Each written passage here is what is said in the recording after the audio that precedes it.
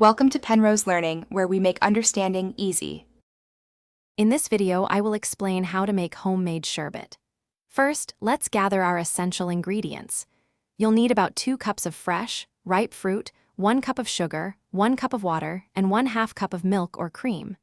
These simple components are the foundation for a truly delightful and refreshing dessert. Getting these ready is your first step to a delicious treat. Now, let's prepare our fruit base.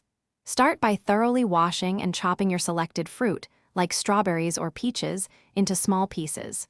Then, blend these pieces until you achieve a perfectly smooth puree.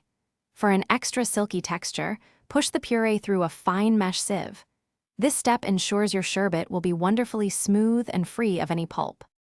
Next, it's time to combine everything. Pour your fruit puree, the cooled simple syrup, and the dairy component into a large bowl. Whisk it all together until well blended.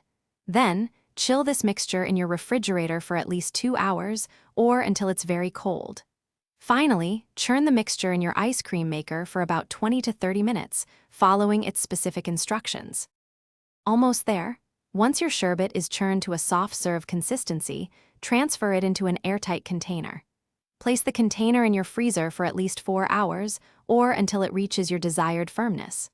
When you're ready to enjoy, simply scoop and serve your delightful homemade sherbet. It's a perfect, refreshing treat for any occasion, offering a burst of fresh fruit flavor. Thanks for watching. If this was helpful, leave a like and consider subscribing. See you next time.